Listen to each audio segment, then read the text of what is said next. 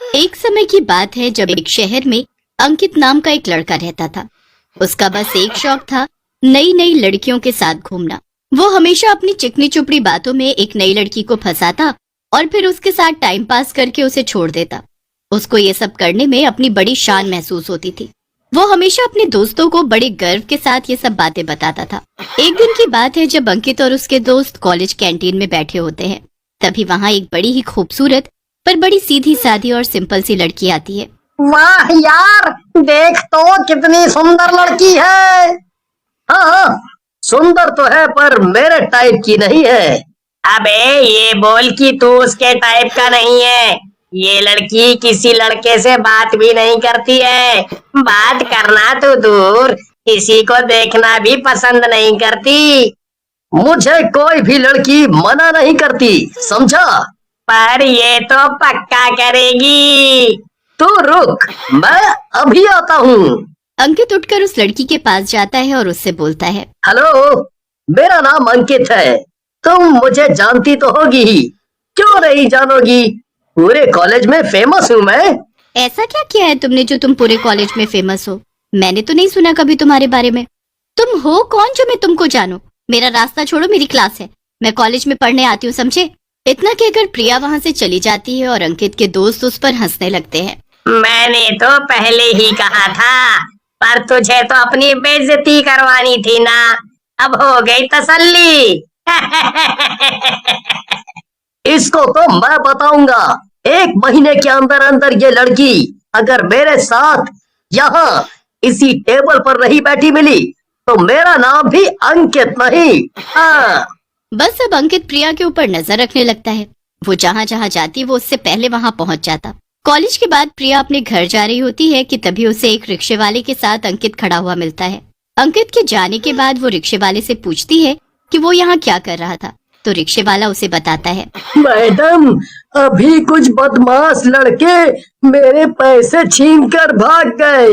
अभी ये भैया आए और उनको पकड़ने की खूब कोशिश की। वो तो निकल गए पर भैया ने मुझे 2000 रुपए दिए। आज मेरे घर खाने को राशन भी नहीं था।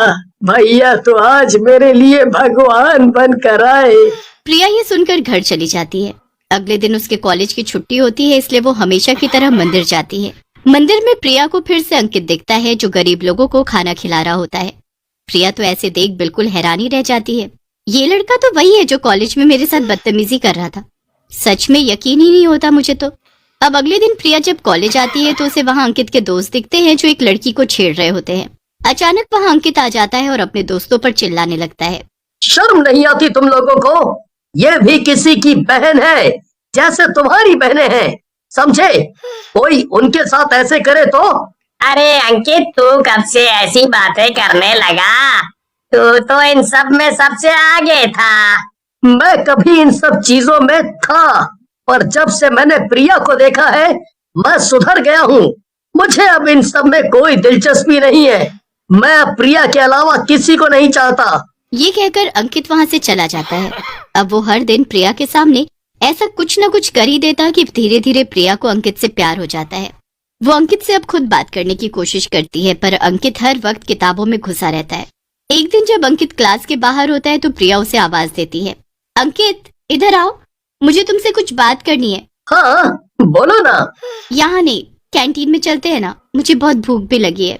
अंकित और प्रिया दोनों कैंटीन में जाकर बैठ जाते हैं और फिर वहाँ प्रिया अंकित से अपने प्यार का इजहार करती है। अंकित ये सुनकर बहुत खुश हो जाता है। मैं तुमको बता नहीं सकता कि आज मैं कितना खुश हूँ।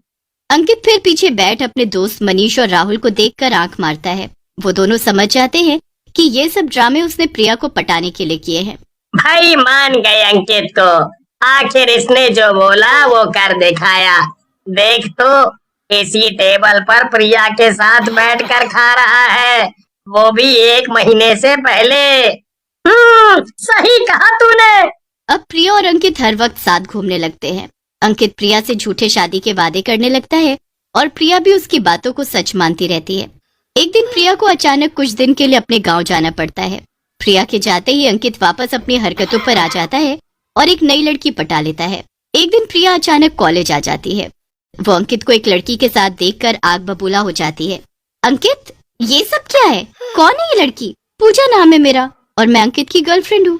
क्या बकवास कर रही है ये लड़की? कोई बकवास नहीं कर रही है, सच बोल रही है।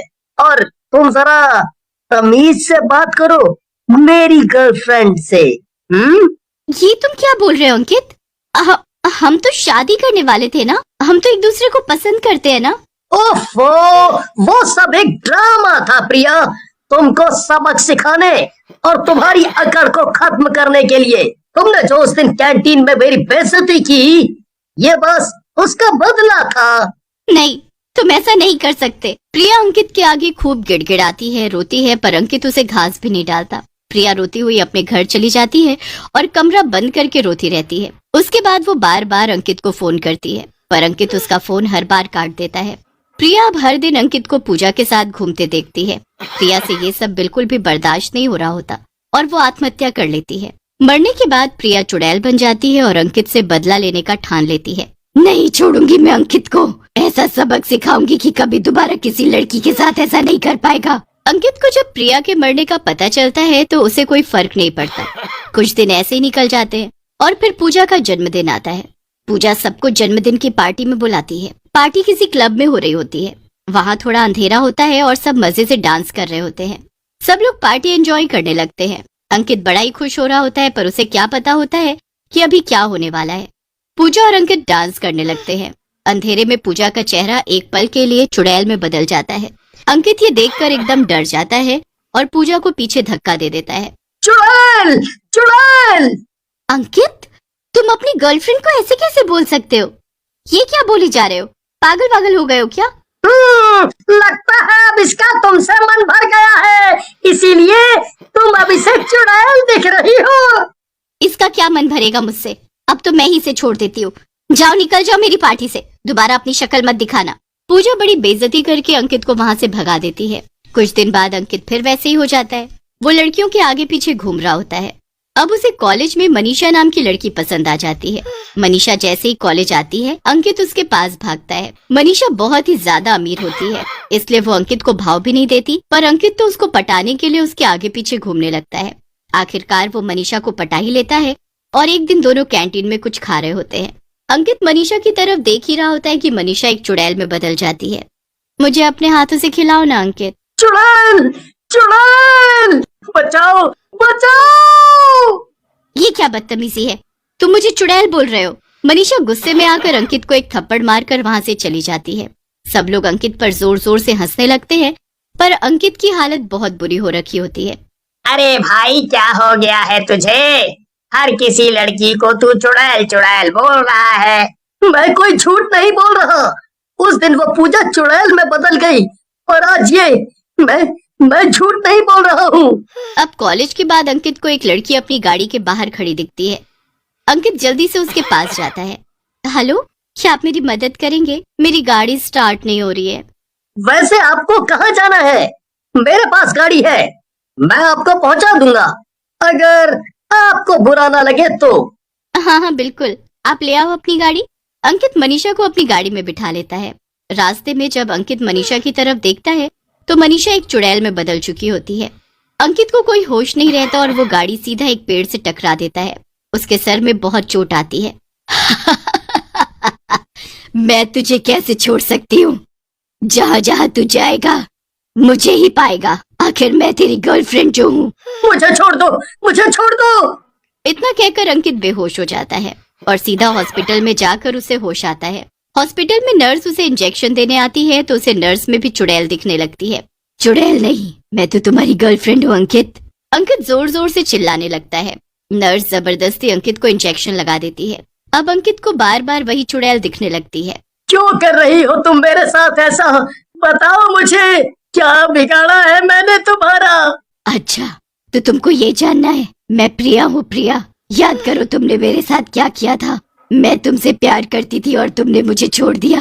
तुम्हारी वजह से मैंने आत्महत्या कर ली थी, पर तुमको कोई फर्क नहीं पड़ा। अब याद रखना अंकित, मैं जिंदगी भर तुम्हारे साथ रहूंगी। अंकित को हर लड़की में चुड़ैल दिखने लगती है। अंकित को अपने किए पर इतना पछतावा होता है कि वो जिंदगी भर अकेला रहता है।